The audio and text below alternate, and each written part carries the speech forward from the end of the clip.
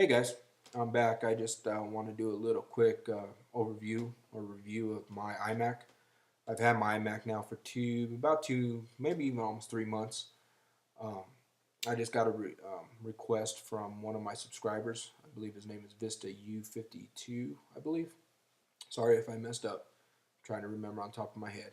So, anyways, basically what I have is I have the base model. I have the 2 gigahertz last chipset. They just came out with the new chipset, which I believe the baseline model is 2.4 gigahertz for the same exact price in which I bought mine. If you're going to buy one brand new, comes with the Bluetooth. Everything pretty much that your XPS has, it has. Um, your Bluetooth, your wireless. I don't know which card you picked, but I picked the wireless, and it comes with N standard on the Apple. Um, Basically, let's see, but it's also backwards compatible. So if you do have a G router or a B router, it'll work fine with those too. Um, basically, it comes with your time machine. Now, if you're not familiar with time machine, but that's Apple's way of backing up your, all your data. But you will need an external drive for that. But setting that up is a breeze, and which is cool is since you do have the XPS laptop, you can make them all three work with Time Machine and be able to use it for your regular backup as well. I have mine actually mapped as a network drive, so I could access it through my laptop, which is really nice. It's just a good thing to know. The main thing that I was worried about when I first got the Mac is it going to be compatible with my Windows stuff?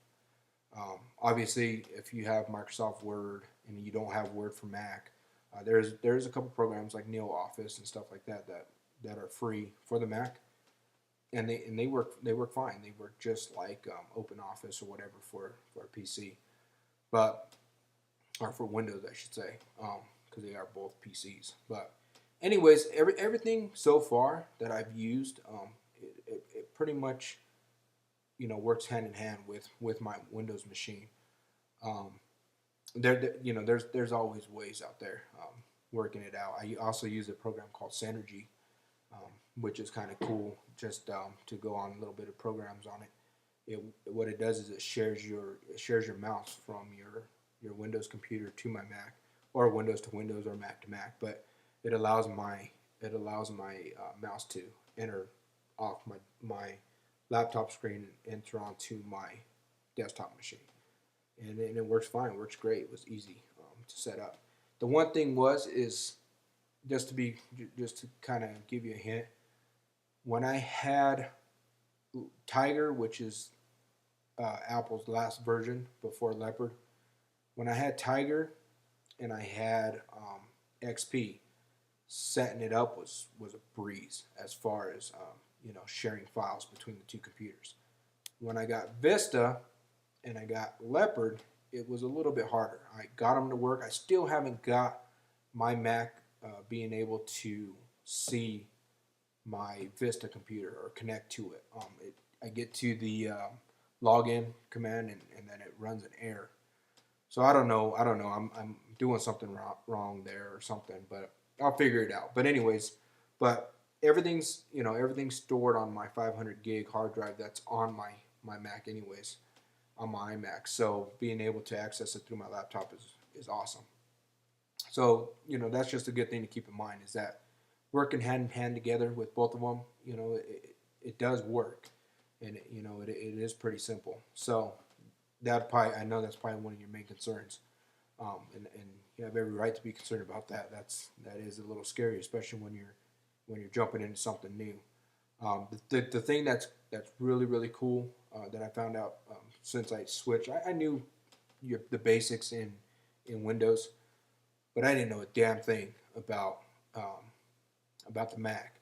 But the cool thing is that I found out is there's a lot of cool people. There's a lot of nice people out there. And I know there's all this debate and all this hate and all this garbage, but there is nice people that will help you out if you run into questions or you need tutorials or anything like that. There's a lot of good YouTubers out there. I know Ramen, he does a lot of little videos, little tutorials on how to do different stuff on your Mac. And obviously you can Google it. There's obviously ways you can figure it out to get through. You could always email me if you end up getting one, if you decide to get one. Anyways, you know, everybody, you know, there's a lot of people out there that are willing to help. Um, but I would definitely do it. It comes with all your iLife programs, you know, your iMovie, your iPhoto, your iDVD, your basically everything that you would need um, to, you know, for all your photos and all your video content if you do have a camcorder or anything like that. It does have a FireWire 400 and FireWire 800 on the back, which is pretty nice. I hook up my Sony digital video camera through the FireWire 400, and it transfers great. It's pretty fast. I have a little bit of older camera, but anyways, I would definitely opt for the Mighty Mouse, the wireless, the Bluetooth one. I like the Bluetooth Mighty Mouse. I like the Mighty Mouse in general, but I really like the Bluetooth of it. And I would, you know, I think it's like $50 more. I might be wrong, so don't quote me on that. But I think it's $50 more for the keyboard and the mouse if you upgrade at the time of purchase. Um, I believe that's what it is. But I would definitely do that. I don't have any problems connecting. It automatically finds it and it just connects. So there's not a problem there. Anything else? There's a lot of cool programs. Handbrake, if you have a lot of DVDs. I think it works for Windows too, so it's not just Mac only. But Handbrake, if you have a lot of DVDs and you want to encode them and have them as MP4s, so you can play them on, you know, on your iPod or on your Apple TV or whatever you might have. It's a great little program. That's what I'm basically doing. I just bought me an Apple TV. I want everything. I burned all my DVDs, and everything that I have is a digital content. So, anyways, it works good. I mean, even when my processor, I have a little widget here on my desktop that tells me how much my processor is getting used. And when I am using Handbrake does take up most of my CPU. It takes anywhere from about 85 to 90% of my CPU. And I'm still able to run a lot of programs. I can still do a lot of stuff. I can jump on the internet. I can pretty much do anything I need to do while it's encoding, which is really cool. So my first suggestion or thing I would do if I were you, I guess, is if you have a Best Buy or if you have an Apple store near you, go in there and jump on one and see what you think. You know, that's what I did. I mean, just go in there and fiddle around with it, and they don't care. You know, you could go in there and ask any questions you need to ask and see if you really like it. So, anyways, I know. Just get to a couple other things real quick. Sorry I didn't do to my other subscriber that wanted me to do a review on my TV tuner for my XPS. I'm actually in the process of selling that. I just, you know, it was my fault. I should have never got a TV tuner card for a laptop because my laptop's not my main machine. If my laptop was my main machine, yeah, I would love it. But since my iMac is my main machine and it's always hooked up and it's always running, my laptop is always in the case, and I pull it out just to surf the internet and setting it all up, and it was just kind of a pain in the butt. It seemed like a pretty good card. It recorded in Windows Media Center, which, you know, I like Windows Media Center, but I don't have an extender to extend it to my TV. So that's the main thing. So sorry I didn't do a review on that. But I just want to tell you guys thanks again. I will do a lot more videos.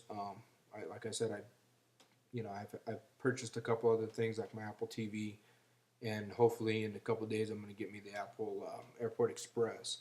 So I'll do that. Oops, sorry, my phone's ringing. Sorry about that. So just kind of ignore this real quick. So anyways, just want to tell you guys thanks again. Thanks for subscribing. And if you need anything else or have any other questions, go ahead and just email me or give me a response. Thanks. Bye-bye.